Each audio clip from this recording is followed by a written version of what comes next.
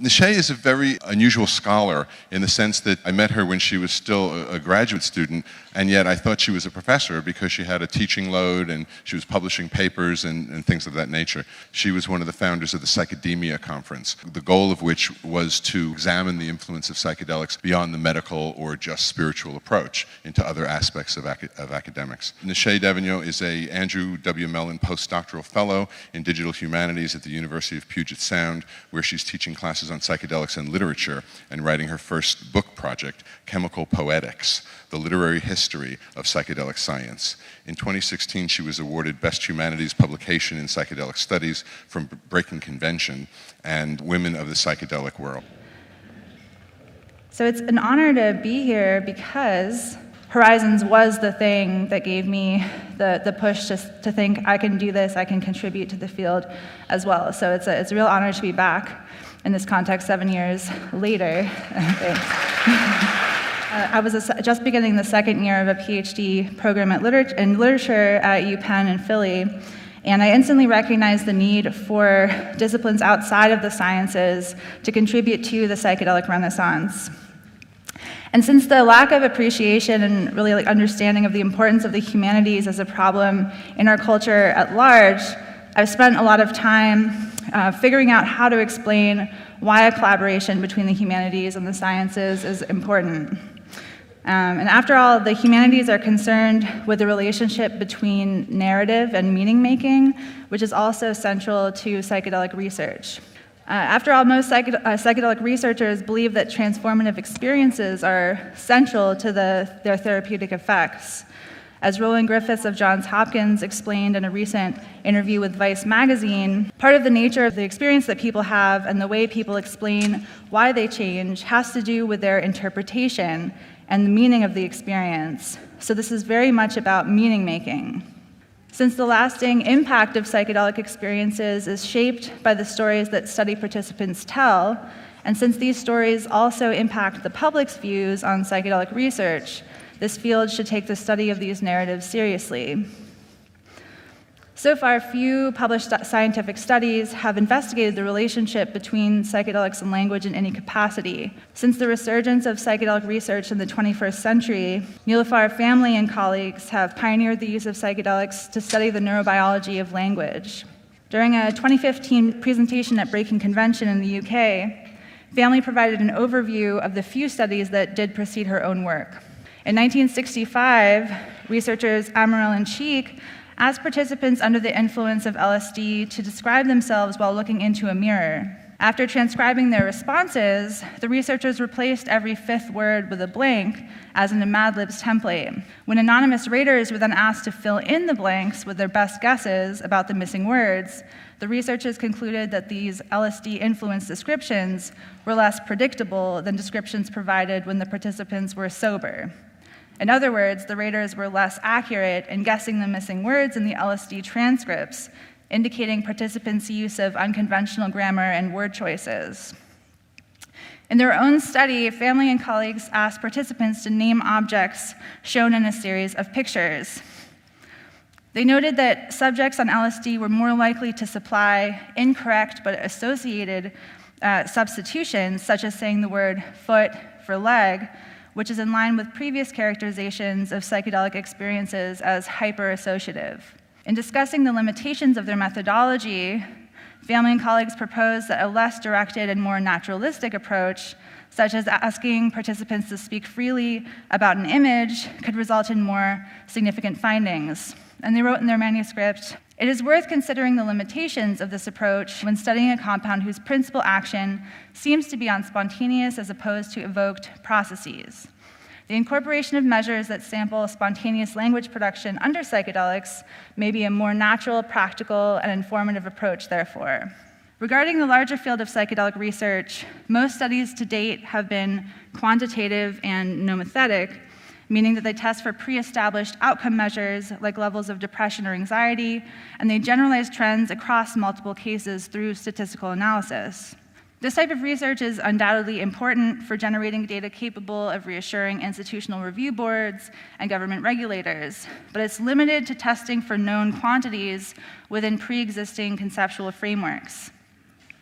In a 2012 Horizons presentation, Alex Belser of NYU argued for the importance of complementing these quantitative studies with more qualitative ideographic research into the narrative content of individual psychedelic experiences. By studying how people ascribe meaning and significance to their experiences through language, we can learn more about the transformational potential of psychedelics and consequently generate new testable hypotheses for future research.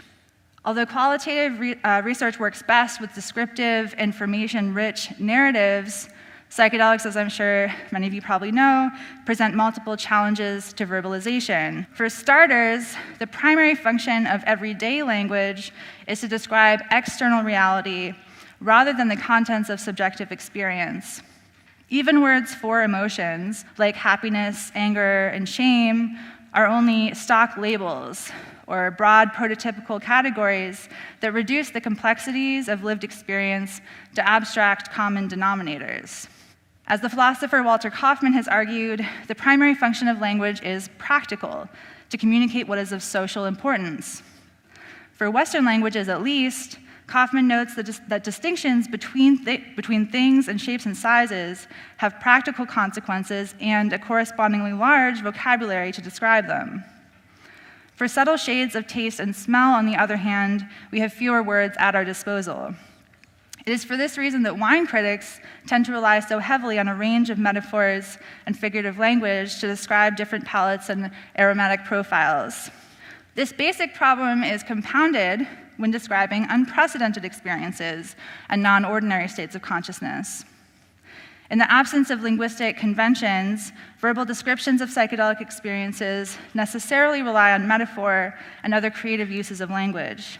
These challenges to verbalization have bolstered the popular association of psychedelics with ineffability, or the belief that aspects of the experience are impossible to express in words. Since an uncritical acceptance of ineffability can discourage attempts to describe psychedelic effects, it's important to clarify the multiple meanings of this concept. On the one hand, ineffability refers to the idea that some aspects of psychedelic states must be experienced in order to be understood, and that no amount of reading or conversation will prepare you for them. The classic example of this is Aldous Huxley, who literally wrote the book on comparative mysticism, but couldn't understand key mystical concepts until his own mescaline experience nearly 10 years later. Bill Richards of Johns Hopkins describes a different sense of ineffability in his book, Sacred Knowledge, writing that it's been likened to how a caveman might respond were he suddenly transported into Manhattan today, surrounded by skyscrapers, subways, jetliners, and people texting on cell phones. When, upon return to his cave, were his wife to ask, "Gorg, what did you experience?" And all the poor man could do was grunt and perhaps say that it was big, loud, and impressive.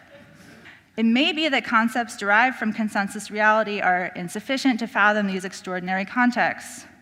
But is this necessarily an insurmountable problem?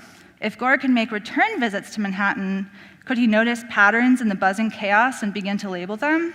The proliferation of linguistic experiments can begin to clarify themes that were once ineffable. Bill Richards continues, quote, "Perhaps as more English-speaking people articulate mystical experiences to one another, some new terms may emerge that might prove useful. And even if attempted descriptions are incomplete or imperfect, each new description potentially functions as a useful tool for navigating and communicating future experiences, as Richard Doyle suggests in the book Darwin's Pharmacy. If we accept that the generation of useful data is partially a matter of linguistic innovation, it follows that some cavemen might be more effective wordsmiths than others. Existing studies are already grappling with the issue of recruiting participants who are capable of generating meaningful data. Researchers at Johns Hopkins and NYU are providing psilocybin to religious leaders, and this is a quote from Quartz magazine, quote, "to see if these ministers can use their spiritual practice and the vocabulary of religious study to provide insight into those sacred psychedelic moments that so often seem to transcend words." Johns Hopkins has completed a similar study with experienced meditators, partly to see what, quote, "trained contemplatives can tell us about the experience," as Roland Griffiths said in an interview with The New Yorker.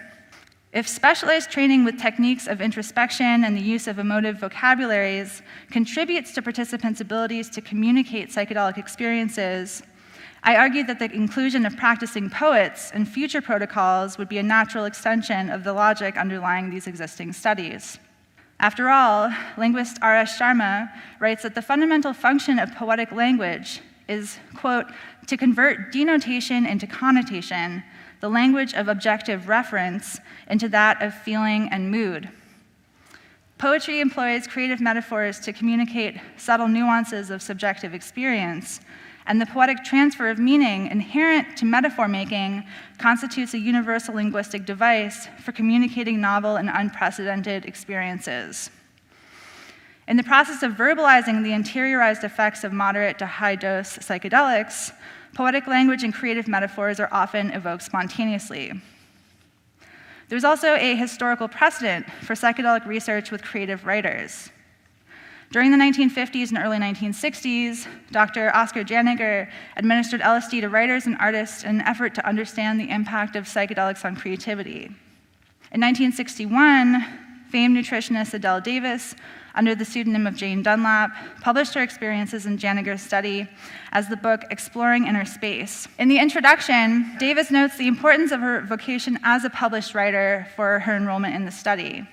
And she wrote, when research is being done on a drug whose effects are physical, these effects can be studied by measuring the blood pressure, analyzing body fluids, and similar techniques. But if the drug affects the mind, about the only way its effect can become known is by having hundreds of persons describe what happened to them while under its influence. The problem, therefore, becomes partly one of finding persons capable of writing full and accurate descriptions. Many people find it difficult to express what they have seen and felt. For example, an alcoholic, she continues, given LSD, was asked to write a report of his experience. He complied, but it contained only 4 words: God, what a binge. Although many scholars have argued that psychedelics can induce experiences that are indistinguishable from spontaneous mystical experiences, it does not necessarily follow that existing religious vocabularies are sufficient for describing the full range of potential psychedelic phenomena. In the absence of a scholarly consensus about the best way to describe psychedelic experiences, much could be learned from the testimony of practicing poets who are trained to communicate subtleties of affect and subjective experience. As a corollary to collaboration with poets, I also argue for the inclusion of humanities scholars in qualitative psychedelic research. Since scholars of poetry and literature, like me, are trained to discern meaning in non-ordinary language, literary scholars are well positioned to articulate the significance of linguistic data and metaphors in the context of qualitative research. In 2014, I was hired as a research fellow for the NYU Psilocybin Cancer Anxiety Project's first qualitative study of patient experiences. The results of the study were described in 2 articles that were just recently published in the Journal of Humanistic Psychology. I first learned about the plans for the study from Belser's 2012 Horizons Conference presentation that I mentioned previously. 2 years after that, Belser posted a job call on the MAPS Graduate Student Association listserv, which has been an important resource for the new generation of psychedelic scholars for the past 5 years. When I first saw Belser's email, I didn't open it, and I didn't read it because I assumed that as a literary scholar without training in medicine or psychology, I wouldn't be competitive for the position. But when I read that the study involved close reading patient interviews for recurring themes, I wrote to Belser immediately. And my dissertation was close reading people describing psychedelic experiences from the past 200 years, but it's essentially the same skill set to read modern day descriptions of experiences. So I wrote to Belser, quote, this is my original email, would you consider hiring a PhD candidate in comparative literature as one of the research assistants involved in coding transcripts? Although my degree is in the humanities rather than the sciences, my dissertation predominantly analyzes written accounts of psychedelic experiences, a skill which would be highly transferable to analyzing and coding transcripts.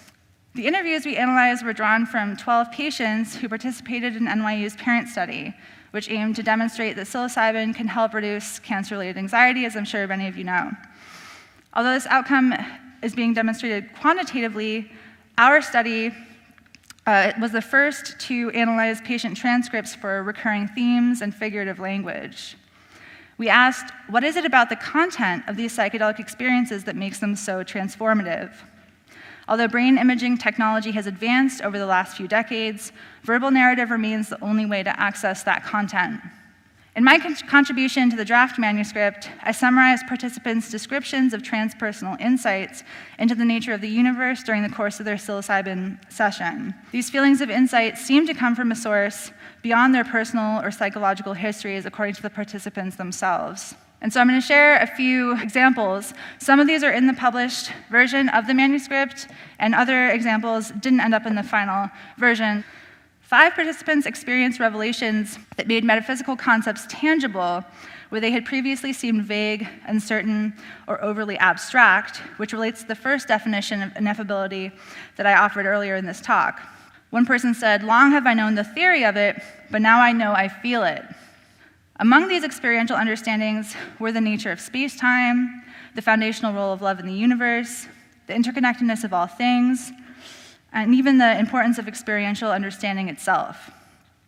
In addition to providing new insights about old ideas, 5 participants described arriving at new insights with a felt sense of conviction. Among these perceptions were the existence of a parallel level of reality and the possibility of discarnate or disembodied perception. These insights were often described as nonverbal, as one participant stated. You don't understand it strictly in your head, you understand it as a being, as a body. The nonverbal nature of certain psilocybin insights appeared foundational to many participants, with 10 participants alluding to ineffability or difficulty characterizing their experiences in words. 4 participants described encountering a spiritual reality beyond the ability of language to describe. Meanwhile, 7 participants attempted to describe significant aspects of their experience while simultaneously qualifying those explanations by insisting that their descriptions did not adequately capture them. One wrote, "You cannot express what is happening. You have a complete blockage because there is no vocab, there is no word." 3 participants relied on paradoxical juxtapositions of words to compensate for the limitations of language, using poetic phrases like formless mass, indescribable confluence of joy and sorrow, and wonderful nothingness. By paying attention to the language that people use to describe their psychedelic experiences, we can expand the sorts of questions that science can ask about them.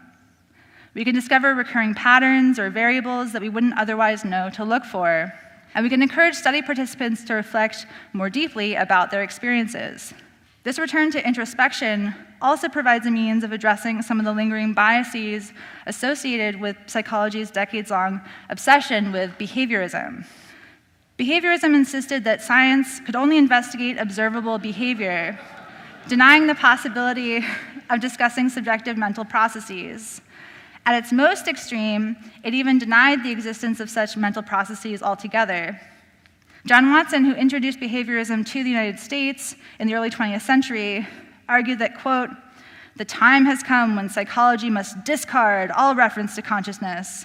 Its sole task is the prediction and control of behavior." Dun dun. Behaviorism appealed to psychologists for its rigorous methodology, offering the approximation of a hard science at a time when psychology was vying for legitimacy.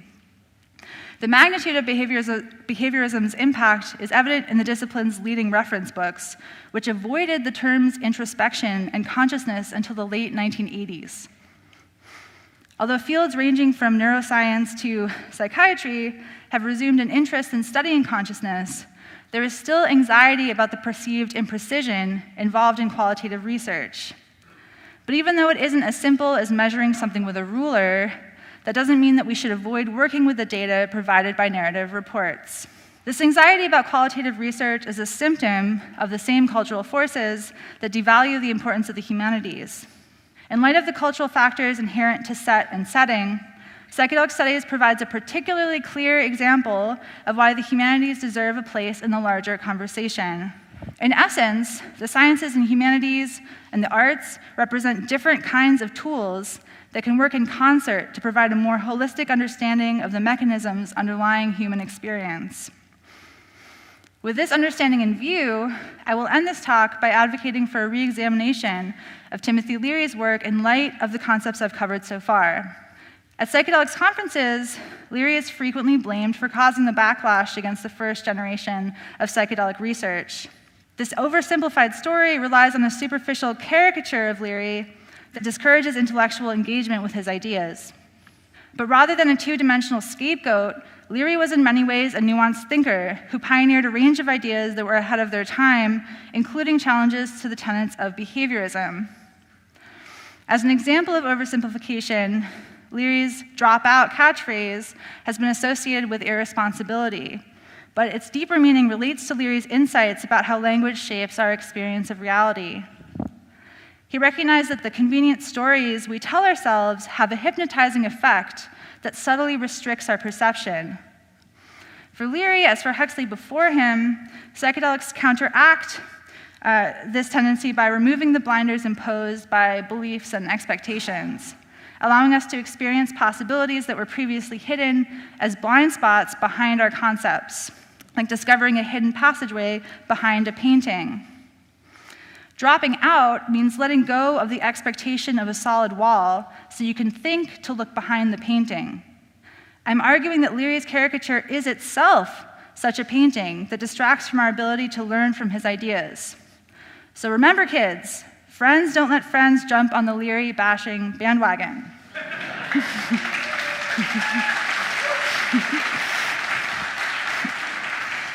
Leary was a pioneer in theorizing the necessary role of experimental language in psychedelic research. As Leary described in 1961 correspondence with Gerald Hurd, which I found in his archive at the New York Public Library, so it's unpublished, one of the great challenges in our research is after communication. How can we describe it? The limitations of scientific prose become so apparent. My experience with psychedelics has made me less satisfied with abstract and general terms. In writing up our research, I've been experimenting with new modes of communication. The challenge of describing psychedelic experiences forced Leary to explore ideas that I touched on earlier, including the extent to which our everyday language about subjective experience is inherently abstract and imprecise. Leary felt that poetic language is the only way to get around this problem, as he explained in a 1965 essay. If you plan to communicate internal states using external symbols, including words, he wrote, you must smash through the external linguistic conventions, alter sequences, turn words upside down, cut up and reassemble verbal sequences from all the relevant sources. To describe externals, you must become a scientist. To describe experience, you must become an artist. The old distinction between people and artists and scientists must vanish. Thus, Bill Richards opens Sacred Knowledge with an apologia, writing, quote, so it is that in being the best wordsmith I can within these pages, I move fairly freely between scientific and poetic modes of expression. There are two major implications of this. The first is that the humanities should be central to the future development of psychedelic studies as a field. The second is that the need to experiment with language has wider implications, since new words and concepts offer new ways of thinking and communicating, even in other contexts. In the words of Richard Doyle, psychedelics take language to its limit and encourage its innovation. At this stage in the field's development, we need to be mindful about the language we use to advocate for psychedelic research with the wider public, which means not overselling their benefits at the expense of their dangers. To facilitate this process, I'll sign off with a few useful metaphors. I've often heard psychedelics compared to a surgeon's knife. In the hands of a child, a knife is extremely dangerous, while in the hands of a trained surgeon, that same knife can be life-saving. But I actually think radiation provides a more specific analogy for psychedelic psychotherapy. Radiation can destroy cancer in the context of radiation therapy, but it can cause cancer in an uncontrolled environment like Fukushima. Psychedelics are similarly agnostic. They can facilitate healing from PTSD, but they can also be traumatizing in unsupportive circumstances. This metaphor has been helpful in my own classes as a check against oversimplifying the conversation in either direction. And finally, from a meta perspective, this whole presentation is a natural extension of psychedelics' ability to facilitate communication between brain regions that are usually disconnected, as recent brain scans with psilocybin and LSD from Imperial College London have suggested. Since new ideas and creative insights arise as a result of thinking outside of our habitual thought patterns, we should encourage more research that crosses over traditional disciplinary boundaries. Thank you.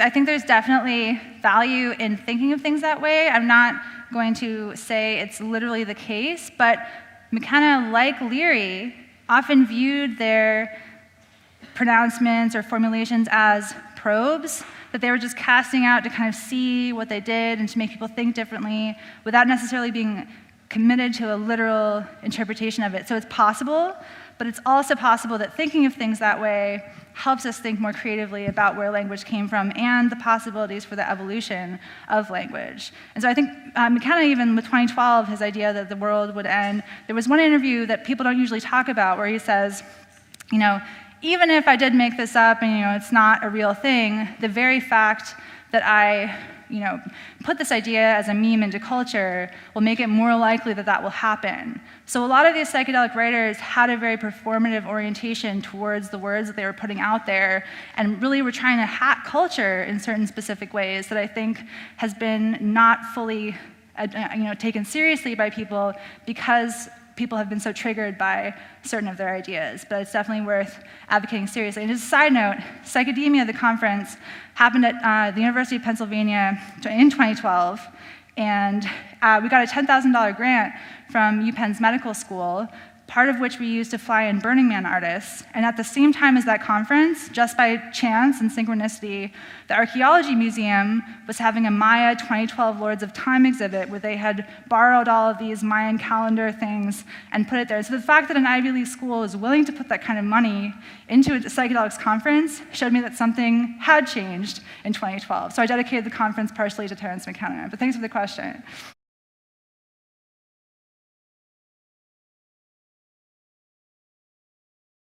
Before 2010, when I came to my first Horizons conference, I was a closeted psychedelic academic. I'd gone to grad school with a paper on fractals and philosophy, so it was not explicit, but definitely implied by my interests.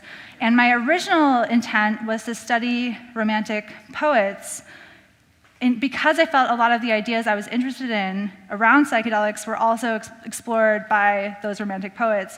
And there's so many overlaps, like hacking culture with language to make future generations be more receptive to their poetry, the desire to, and actually, I wrote my dissertation comparing William Wordsworth and Coleridge, these big romantic poets commonly read in colleges, to their buddy Humphrey Davy, who discovered the psychoactive effects of nitrous oxide, and and they did it in the same way, almost with balloons and passing it around.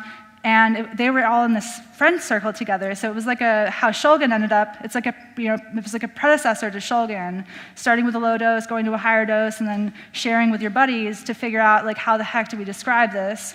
But I talk about in my dissertation the fact that the romantic poets were essentially doing the same thing. They would go out to these trippy natural scenes, have a transportive experience, and they intentionally tried to write their poetry to kind of reverse engineer the set and setting circumstances of that experience with the explicit intention of having the reader not just hear about that experience, but to recreate it in the reader for the purposes of psychological healing. So I argue that poetry was actually a predecessor of modern-day psychedelic psychotherapy.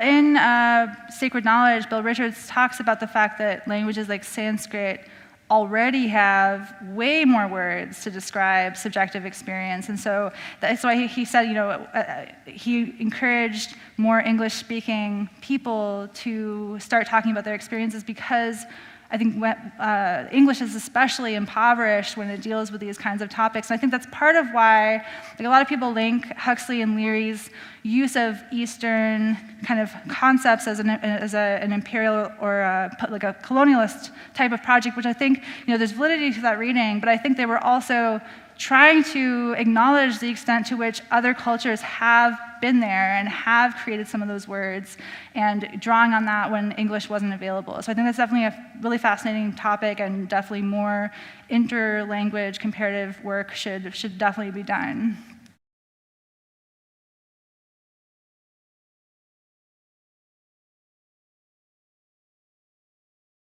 I don't know the full details of Jeniger's study. I know that for Adele Davis, the experiences were so engrossing that she was not really able to write during the experiences, but they did have, at the same time, like in the same locations, rooms set up for artists to come in and do art during those same sessions. So I don't know the full details of that specific question, but I think there were people who were looking at language production during, like that family study that I showed, like the way that language is affected during the process versus just afterwards. If you haven't read Sasha and Anne Shulgin's book, PCAL, stands for Phenethylamines I Have Known and Loved. Anne Shulgin's section of that book, she talks about how she was having really kind of non-ordinary experiences as a child.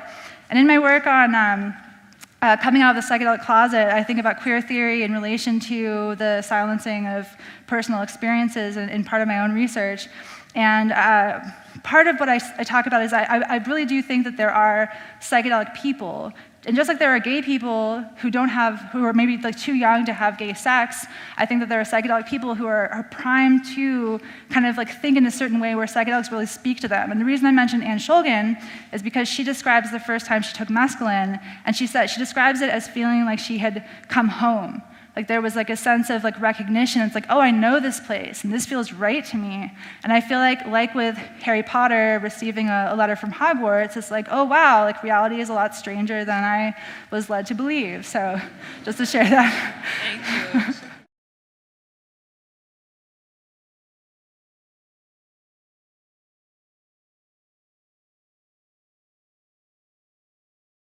I definitely think it relates to what I was saying about Gorg heading back to Manhattan, because it's like if you just have these experiences and you're like, oh, whoa, that was crazy, that was weird, that was wild, it's like you can kind of have these flashes, but if you're really committed to grappling with it and trying to articulate it, you might notice emergent themes. It's like, oh wait, a lot of my experiences tend to be addressing this like metaphysical concept in different ways, or that's connected to this other thing. And so I think the process of whether it's writing or narrating or talking to people or just having your own personal journal, helps to really draw those aspects out of the experience and helps to, as you say, the integration process, letting it kind of all weave together in a way that is memorable to you, where you're able to hold on to the salient details and keep them in the forefront of your awareness as you return to future experiences, and also a way for you to conceptualize the significance of these experiences beyond just like, oh, whoa, that was crazy.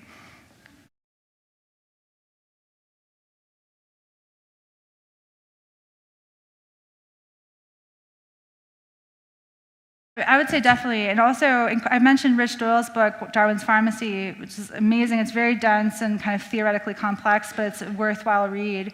And he talks about the fact, he was one of my dissertation advisors, he talks about the fact that through like meditation and working with ayahuasca and various things, he's learned to create a meditative practice around writing, where it's like, instead of just like the ego, the conscious mind, like trying to force the ideas out, to just come back to this like centering and just allowing things to come out and not being attached to things. Like with Leary, he talks about when you're describing subjective experience, you shouldn't be overly concerned about the usual rules of grammar and having everything fit together in a tidy way, because the expressiveness partially comes out in breaking down those traditional ways of organizing logic and information. So if that answers your question.